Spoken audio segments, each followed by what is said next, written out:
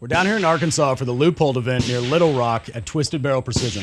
I'm pretty fortunate. My buddy Steve Winenger from Ripcord Industries is down here with us. So before we get to know Steve, and what we're going to talk about today is what makes a good rifle. We're going to go ahead and let you guys see the range. They're letting us use it, so we're going to show it off. So Twisted Barrel is just shy of 300 acres. They've got 9 ranges from 1,000 meters and 1 mile all the way down to 25-meter pistol bays, and they're growing. So at this range, it's a local range, membership, so if you're here near Little Rock, check it out. They host club matches and then also regional and national level PRS matches. Again, outside Little Rock, that Twisted Barrel Precision. So Steve, we've known each other for a long time, man. It's been pretty cool to see you go from where you used to work and then also being a cop and a SWAT cop up in Indiana, all the way now to making rifles, and you have a patented rail, you're making gun parts, all this stuff. It's pretty cool to see how Ripcord Industries has grown. And on top of that, honestly, you make one of the best rifles out of the box that I've ever shot. Well, I appreciate that. It means a lot coming from you, because what's funny about your gun is when we go through like an upper receiver group or a full rifle before it's sent out to a customer, we go out and we run it through like a series of tests or test firing and tuning. And I got to learn that you were one of the first examples. Not everybody likes the feel of the recoil impulse that I feel. Yeah. So I know, like, if I'm working on your gun or doing something for you, kind of learn how to, like, okay, I know roughly what you're gonna want to feel in that recoil impulse. Yeah. For what you like or what you're used to. So getting that data from the user to help like provide the customer the best product for them has been helpful. Gotcha. Yeah, man. No, it's worked out really well. And just give everybody a little bit of background, like where Ripcord's at, what you guys do exactly. And then after that, we're going to go down and talk a little bit about what makes a good rifle, and then get into shooting a few drills while we do it. Awesome. So yeah, talk about yourself. Okay, I didn't know if we were doing a. All right. Yeah, so Steve Winenger grew up in Indiana. Was getting out of the military, or like transitioning from like full-time guard back to like a traditional like one weekend warrior type thing. Yeah. Because I was a bad recruiter, turns out. I was not a very good salesman. Yeah. So I got on to law enforcement agency there in Bloomington, Indiana. Did that for just shy of 11 years. Spent 8 of those years on the multi-agency county, team. Ran by the city agency there, was who managed our team. Learned a lot of stuff from every single one of those guys, from the team commander on down to, the rest of us regular, grunt dudes on the team. Yeah. Was very fortunate to work with a lot of smart dudes. Transitioning out of law enforcement and getting more involved in the gun industry from the like company or even like interacting with like end users more, like that side of things, that opened up some other opportunities, made a lot of really great connections, some of which have gone from like a business relationship to more personal or like a friendship type deal. And then it was time for me to strike out on my own and start, trying to see if I could take stuff that was in my head and, problem solve, with accessories or how things are built and what we offer, and try to, try my hand at that aspect of it. well, it's gone pretty well, man. So I tell you what, let's go ahead, let's go down, and we're going to get started shooting, and let's talk about some of those things in a rifle that people should look for or what makes it good. Sound good? Awesome. Yeah, let's do it. Cool.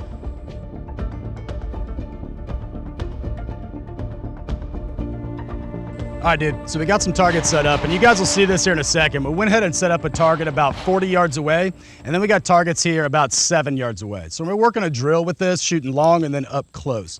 Before we do that, I want to talk to you about a couple things, because you're a pretty dang good, like, unsupported shooter, right? Especially at distance. So I want to talk about a few things there before we get into what makes a good rifle, right? So you guys will see it. We got a target of 40. So we know in classes when we're shooting, we teach people a couple different techniques on how to kind of manage that gun or hold that gun so it can be a little bit more accurate. Because we know if they do too much, like that dot tends to go everywhere, right? So how do you, when you're shooting standing unsupported at distance and try to be more accurate, is there anything special you do, or is it more like specific you do, or is it more of a Nah, man, I just hold it like I always do, and I just try to be better I just at it. like, I do the thing and it happens. No, I'm Fair just enough, man. honestly, you have been a big influence in how I've like approached training and looked at it and where the focus should be and understanding what certain parts of my body should be doing at certain times, right? So when you talk about framing, so for long guns specifically, you always talk about framing the gun, right? And that being mindful of the support hand because it's doing a majority of the work, right? It's supporting the gun, it's helping steer the gun where it needs to go, right? So the support hand's got a lot of work to do. Something mechanically, without getting like uber, fancy with your system, is just when we talk about like the tune for the gun, right? How well is it gassed and what does that mean and what buffer and spring should I use and that kind of thing. You can slap these together, and I use that as a loose term, not to sound sarcastic or anything, but you can put an AR together and it'll run, it'll work, right? But if we've got a target at distance, a high percentage target, or maybe even a low percentage target, more likely a high percentage target, right? Where it's competition, or even for like dudes, military, law enforcement, or like let's say it was your truck gun, and you got out and you had like earned the shot, and you've got a good lane and you can take these shots. How much that sight picture, that aiming device tracks away from start. By what I mean by start, meaning like I've got my acceptable sight picture. I've seen what I need to see. I press the shot. Likely, it's probably, depending on where we're shooting, we're probably going to need a follow-on hit, right? Whether it's competition or even like you're dealing with a threat. How efficient can I do that, right? Right. So how much? So specifically, you're kind of talking about how that gun lifts, that sight lifts off that shot, and then how it returns. Exactly. Right? And there's a lot of different verbiage out there, what people use, and like you say, it's the start, that recoil. We kind of use like lift and return. So when you take that shot, the sight lifts and it returns, right?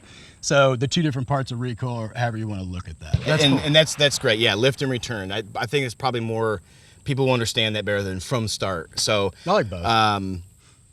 If my gun, my rifle, is fighting itself, and it's like, let's say I don't have the appropriate buffer and spring for the gas port size, the gas system length, and my bolt isn't headspace, so it's like trying to come unlock too soon. I got rough extractions, or like too light on my buffer and spring.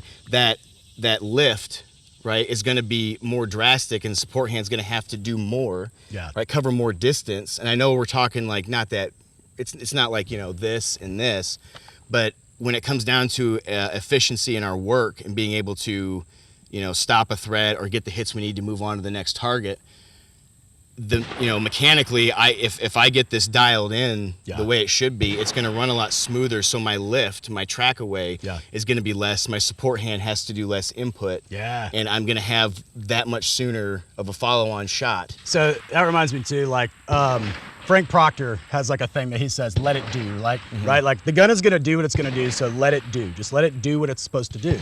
But this gun will do a lot of the work for you. If it's set up right, in the shoulder, everything else, you take that shot, it'll do a lot of the work.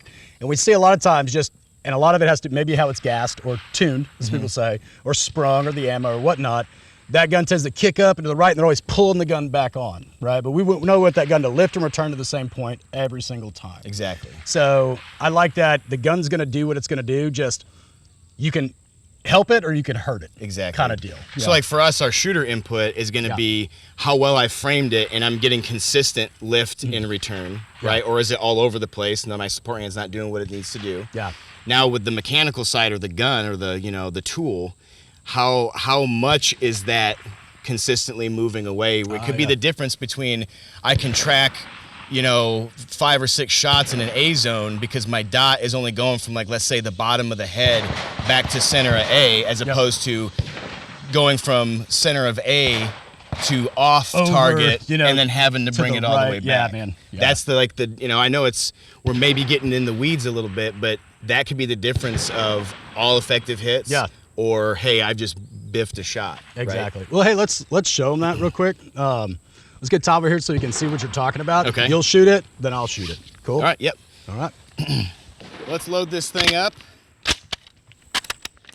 So what I'm going to try to do is kind of loosey-goosey the gun a little bit and show a difference. And hopefully we can try to make this, or let it track away to simulate maybe it's a rough running gun or I'm not doing what I'm supposed to be doing. Fair enough.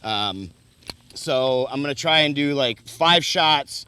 I'm gonna try to keep them within the A zone, but we're gonna see like, and we don't have like a timer out here. We do have. Yeah, I got a timer. Handy dandy timer right here. There you go, buddy. And this first one, let's just kind of get like a baseline, see how long it takes with my support hand not doing what it's supposed to be doing. Cool. All right. All right. Stand by.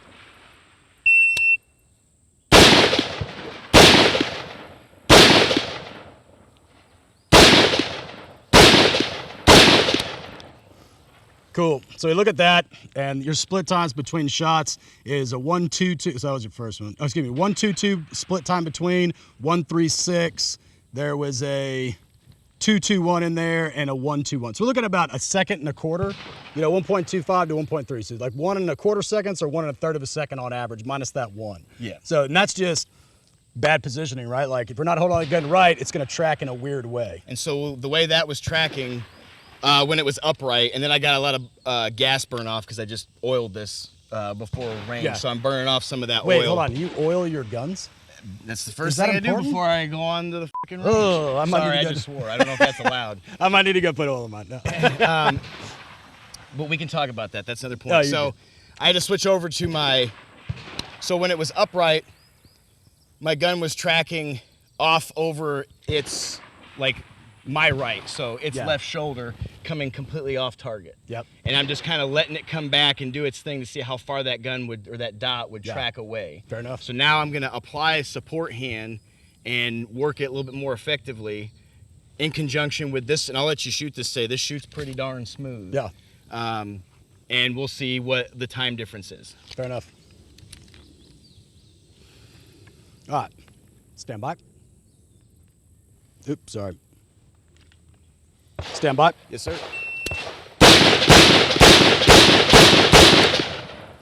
Good. So for that one, I'm tracking roughly about here with my dot, and I'm already, I'm framing the gun much better on that one. Yeah. And now I'm tracking from like here, just up. I'm staying within like that the shoulder brown. line. Yep. I didn't come above shoulder whatsoever on that one. Fair enough, man. So you look at that. So before it's 1 1/4 second to 1 1/3 second. Now it's a 4.8, a 5.1, a 4.8, a 4.4, 4.0. You know, you're just under half a second split. So you shaved off 3/4 of a second, more than 3/4 of a second, almost, a second total. That's pretty damn good. And that just all comes down to how we like frame the gun and how you're holding on to it, right? Yeah, and I guess it's not like this isn't like a how-to, shooting I know video. A lot of that too is understanding sight picture and timing and hey, I've seen what I need to see. Yeah. Press the shot, get back, press that type of thing. So that brings up something too. So we see a lot people, they want to go out, they want to buy this rifle and it's got this, compensator or muzzle brake on it, and it's got this spring system and this silent captured spring, and it's got this much gas and this kind of ammo. It's like absolutely like that's good stuff, but so like Lance Armstrong. It used to say Lance Armstrong could still beat you in a race on a Huffy from Walmart. You know what I mean? Like, it's not always about the gun. It's how you use it, or it's not the arrow. It's the Indian kind of deal. Yeah. So, I think good equipment like that's good, but like you can shoot well with guns that aren't done like that, but it's half of the equation. I think there's 2 parts there. It's how you shoot, and it's also what kind of equipment do you have, and how well do you know that equipment? Do you know exactly what that gun's gonna do through recoil? Do you know how it works, and you're really comfortable with the impulse it gives you, kind of deal? Yeah. So this rifle here, there's no proprietary buffer tube, buffer spring. Yeah. It's it's our Rip 6, us and Drop 6 collabed on the bolt carrier group. It's a mil-spec bolt carrier group. The gas block is not adjustable. And you just got a flash hider. You know what I yeah, mean? Like, there's it's a not flash cocked. hider on this. Like it's, and we're able to, get the system to work efficiently and properly so that parts will last a little longer, and I'm not fighting the gun as much just to come out and actually like run a drill or train with the thing. Yeah. It's a pleasant shooting experience. Yeah, there you go. Fair enough, man. Cool. So I like that. So we'll kind of talk about it for y'all real quick. So we talked about techniques, right? And we're going to get into some more of this. We're kind of talking about, what makes a good rifle all at the same time. But we talk about different techniques. So there's a lot of different stuff out there. Like some guys will say like draw a circle, you know, and then break the shot. I never liked that because wherever I brought it up at, if I was bringing it up, then my round went past it, right? Because of the lag time, and by the time you see it and then you pull the trigger, whatever, or coming down on the target, or just lifting up and slowly dropping it, which I like more. But we always showed like 3 things. So if you're looking at this, you're like, what is something I could do to make it a little better? One, just hold your rifle in a way so it recoils the same every time, right? That's what Steve does. There's also a few other techniques in there if it's getting, like you need to be a little bit more accurate or you're just not comfortable with that yet. One is you lift the gun and then you start to drop it, boom, and then break that shot. And then the other one is stretching the gun. You remember that? Mm-hmm. So we got taught that as you're going through, if I just kind of pull on that pistol grip and push out on the rail like I'm stretching that gun, it kind of buys you that little window where that dot settles and you can feel a little bit more comfortable with it. But, yeah, so, and then there's framing, right? So I'm framing with the back end, and then my support hand's not letting that gun continue to travel forward, so now it's trapped. Exactly. Personally, that's the one that makes more sense in my brain. That's the one that I've adopted personally. That's the most important thing is right here. And we got to understand that we're not robots, so I'm not going to come out and be like, Bzz, and it's perfectly going to be still, right? So that's where understanding what acceptable sight picture means, and then your timing. So fingers got to do what it's told to do when it's told to do it, right? So I've seen what I need to see, it's there, press. The more you, because you're always going to have some of this, just a little bit of movement. Yeah. How you manipulate the gun is going to help mitigate or reduce that. Yeah. But the acceptable sight picture, working that is huge when it comes to being able to effectively engage targets, call when you need to make a correction on the fly, that type of thing. Fair enough. Yeah. Well, let me shoot this real quick. All right. Let me give this a go. We don't need that.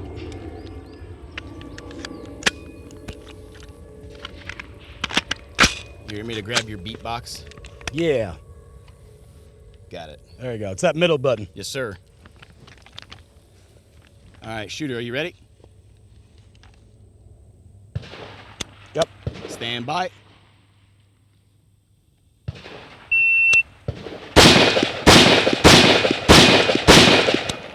Good. Do that one more time. Okay. Do you want any info on that one? Yeah, so we'll go. We got a 377. I don't know how to like rotate You through. push down. Down. So we're looking at 6.5 to 5.9 to like 6.5. It looks like. Yeah, we're looking at 2/3 of a second on average. Okay. Fair enough. All right. Well, do that again. All right. Shooter ready. Stand by.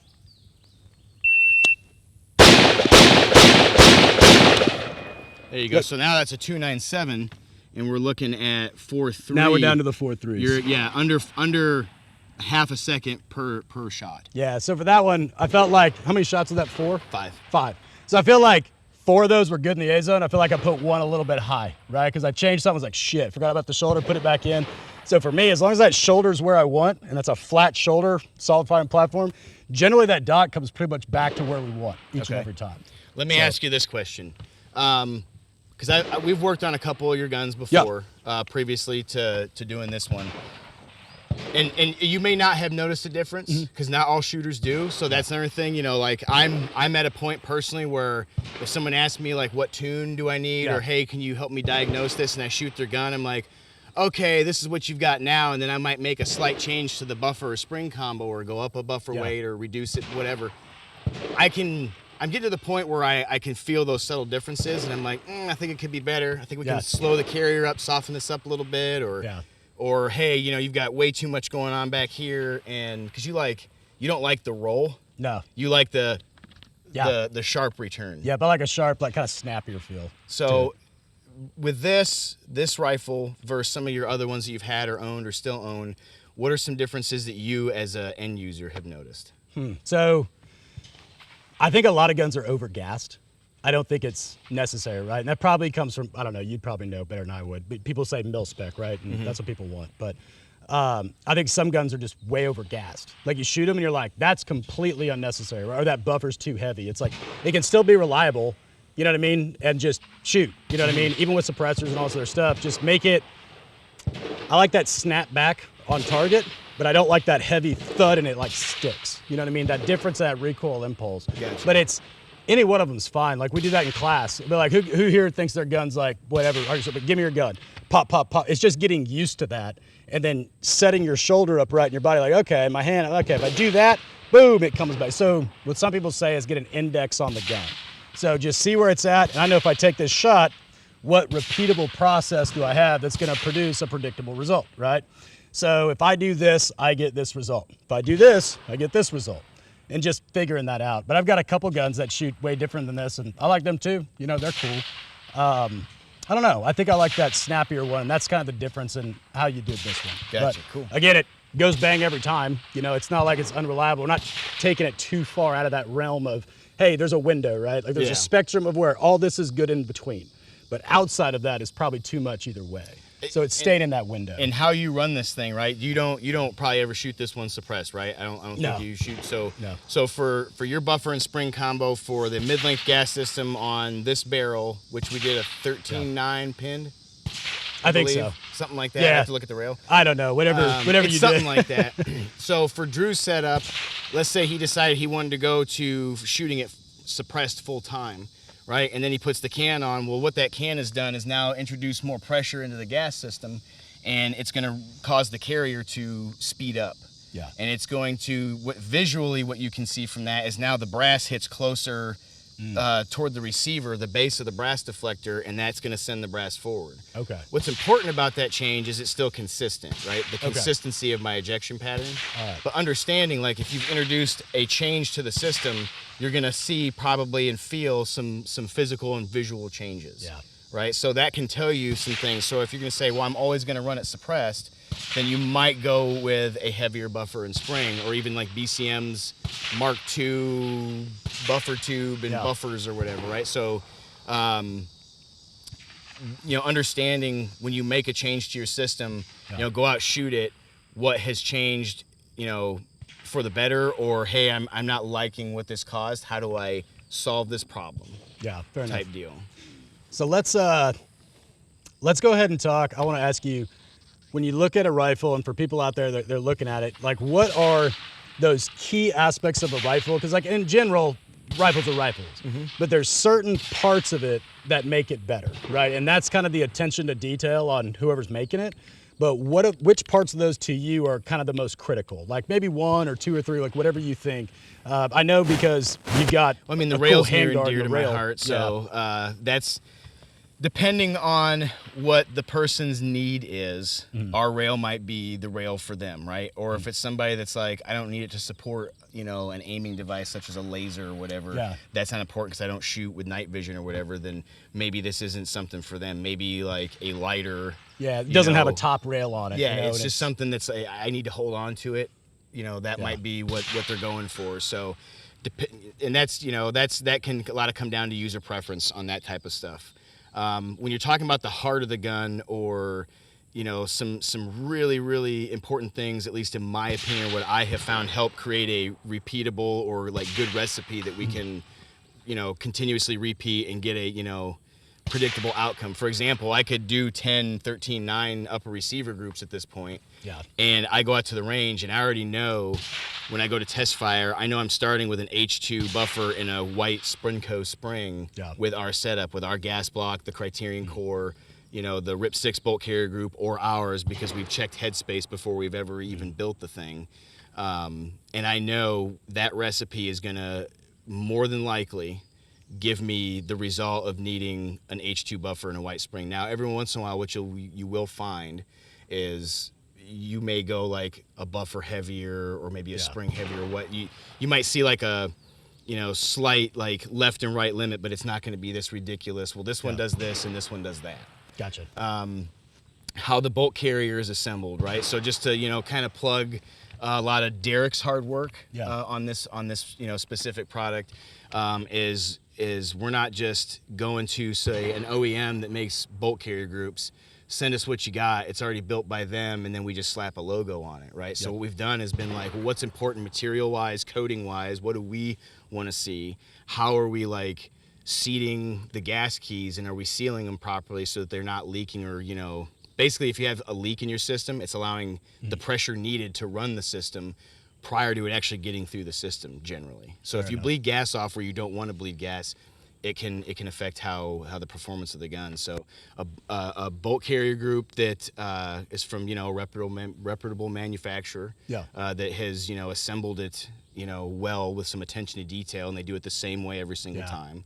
And then a barrel, like a good a well-made barrel that the company has done their homework on finding out what gas port size is needed for that length and what gas system it's ported for, like whether it's carbine mid or rifle length, that type of thing, because that's going to help set you up from the get-go to be able to have a consistent running system.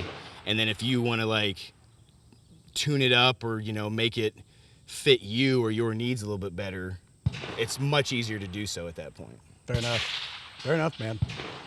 Well, hey, let's do some shooting. So I think we've talked a good bit. It's probably a decently long video. So let's do some shooting. Let's shoot this drill. So let's put the far target at 40 yards. Let's just do 2 rounds. And let's do quick shots up here on these near ones at 7. Awesome. I like it. All right. You up or am I up? Who's got the... I got the beeper. Oh, it looks like I'm up first. All right. All right. So...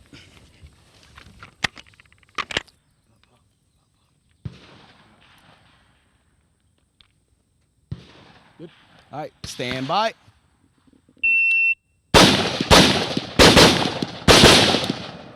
Very nice. It's a 3.2. 3.2. You should beat that. Come on, man. I will try. You're gonna totally. Remember yesterday when I completely like stressed up and was like, yeah, it's weird when people are Everyone's watching, isn't watching. it? I know. all right, I'm hoping I don't get the poof still, because I want to use this Leupold 1-6 Patrol HD. Yeah, dude. For my further shot. So come out, pop, pop, pop, pop, pop, pop. All right. So you're gonna go 6 power at the far, and then you're offset at the near. I'm running about a 4 Okay. for this because I don't want to overdo it.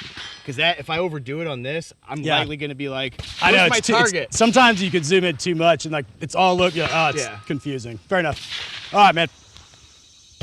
Are you ready? Yes. Stand by.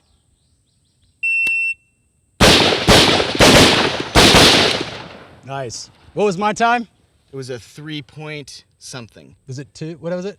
They know. They'll tell us. know. 3:11. Yes. Dang it. God dang it. All right. You might have beat me, though. I don't remember what your time was. I think it was a 3:20. Okay. I think I got 3:20 something. I can't remember. 3:40. I don't know.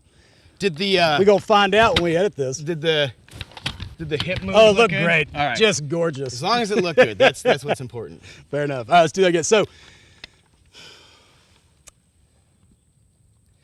I got an idea. okay, yeah, I like your fast forward drill, yeah, but now we've got depth with it, yeah, right? yeah. Let's run fast 4. And I know we just started out far and worked near, Yeah. but I would like to do the fast 4 with like some depth in it. Yeah, yeah. So 2-1-1 instead of 2-2-2. Yeah. Okay, cool. We'll do that. Yeah, here you go, bud. Thank you.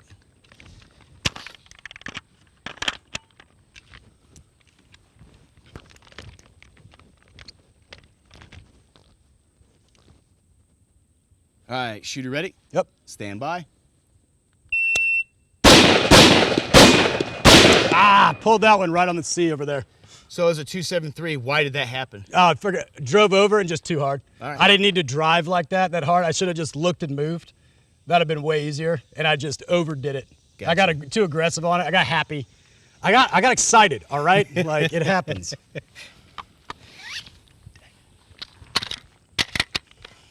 All right, now watch all this completely mess up the course of fire here. The 2-1-1. All right. All right. Are you ready? Yes, sir. Stand by.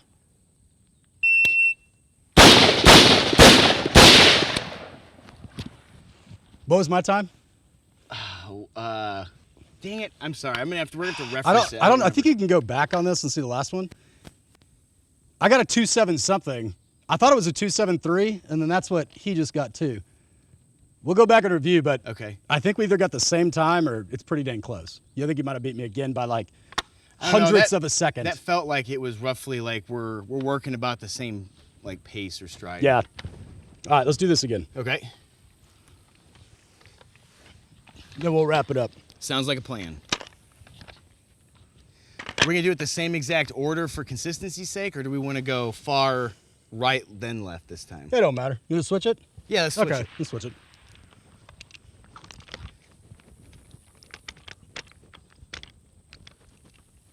All right, Drewski, you ready? Yep. Stand by. There we go. Ah, is it 260? Yeah, 264. Nice. All right, cool. Yep, 264. That first shot I'm not gonna lie, that first shot I brought up, the second one was A-zone. That first one is, I think, just a little bit outside the A-zone. It might have been a about Charlie. here or No, here? I think it was just a little off to the left shoulder. So I think it's that C-zone, but high left. Gotcha. I think I pulled a C on that one. All right, are you ready? Yes, sir. Stand by.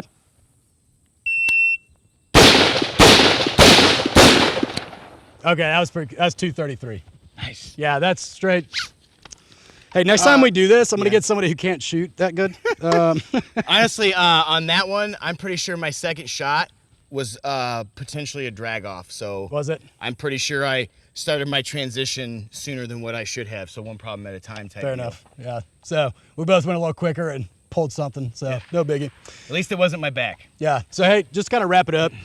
We talked about some shooting stuff. We talked about what a gun, what we look for in a gun, kind of what's the most important parts of that. So again, you're looking at that rail. You like a rail that's kind of, it's individual. It's kind of whatever suits your needs. So get what you need, don't get what you don't need, right? Exactly. And then after that good bolt carrier group, right? And how the system is gassed. That's probably the top three right there. I mean, it's quality parts, all that stuff goes into it. And most companies nowadays that, the larger, more well-known stuff, they're gonna produce that. You know what I mean? For the most part.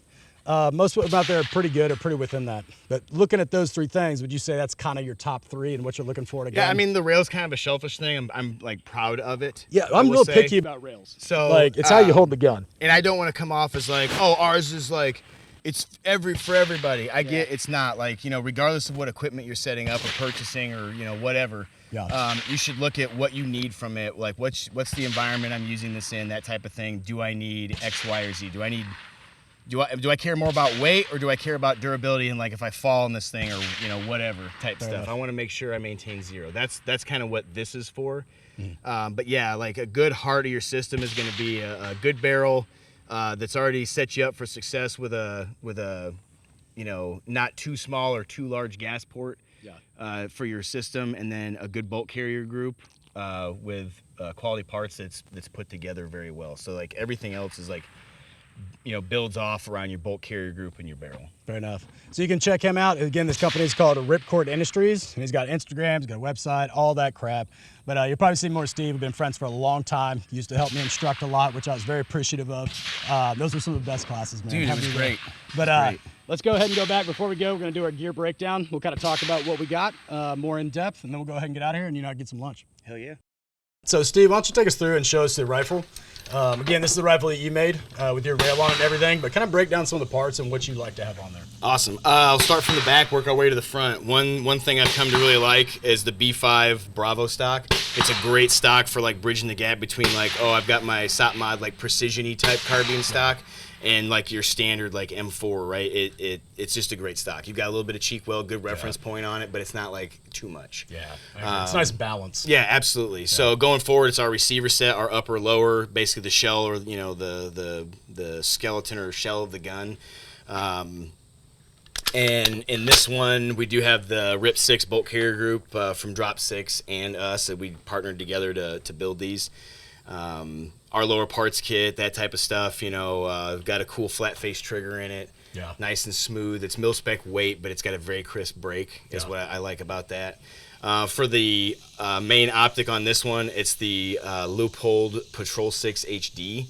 It's got the glass on it. So this is a 30 millimeter when generally I'm pretty sure they do 34 millimeter tubes. Yeah, depending on the model, yeah. Yep, depending on the model. The glass clarity is pretty good. I didn't have any like issues of being like, things are hazy or muffled. Yeah. The reticle in this is pretty crisp. It's very, very user friendly, I think, because I'm still technically very new to like the 1 to 6, 1 to 8, that type of stuff. So I've been forcing myself to try to use these a little bit more over the years. a backup or, close transition-y type optic, red dot off to the side.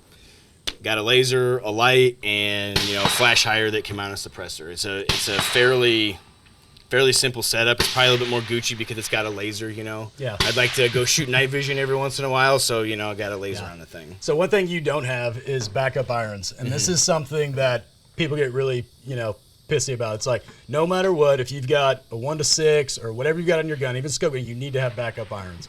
Well, you got this. If the dot goes out, it's still glass, and then you've got, a backup there. Do you think that's really necessary? I mean, technically I have, depending, on the situation, I have 4 ways to aim with this thing on this gun already. Yeah. So let's realistically, if let's say this were to break or where I can't use it for whatever reason, am I gonna take all these, screws out?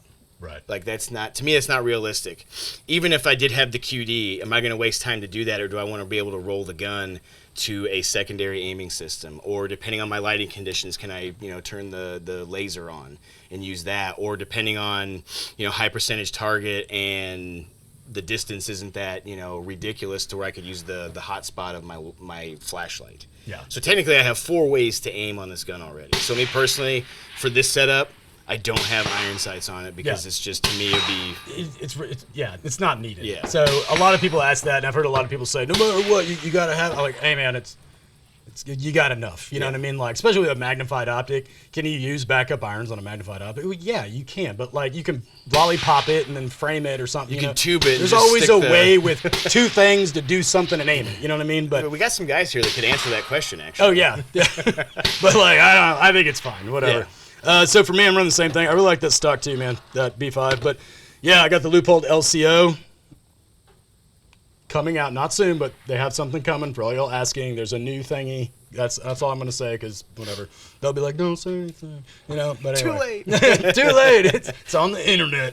Yeah, that. And then light. It's a mod light, I think. Yeah, mod light. That. What I'm going to point out is this, I put my backup iron sights on, that front one, I turn around backwards. And for all you, what do they call it, smart asses that like to get on there like, your sights on backwards. Like, yes, I know that. It's actually on purpose. Yeah. So I just always found it's easier to just to flick it up like that and then just a quick pop down versus it being here and have to like pull it, I mean, it's not that big of a deal. You can do it either way.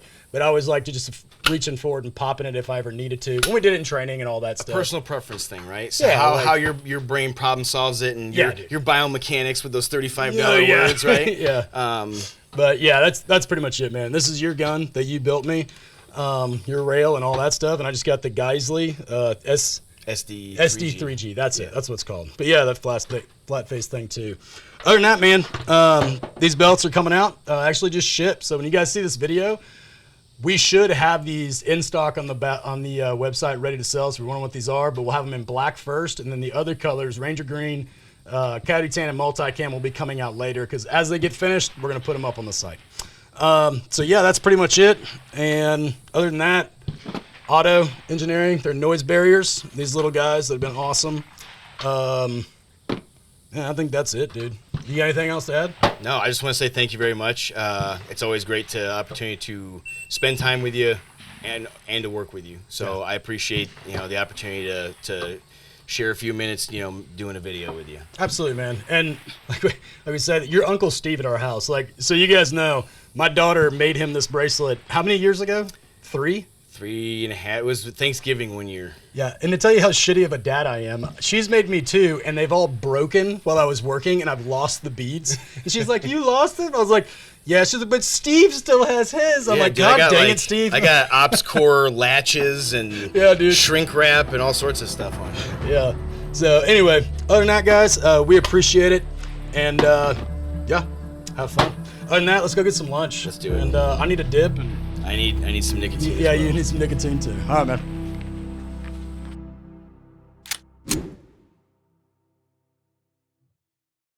Let me test this real quick. So I have to double beep it? No, just tap once. Okay. Just tap start. It'll start over. Okay, cool. I'm learning a new beeper. This isn't what I'm used to seeing. Dude, I'm sweating like a whore in church.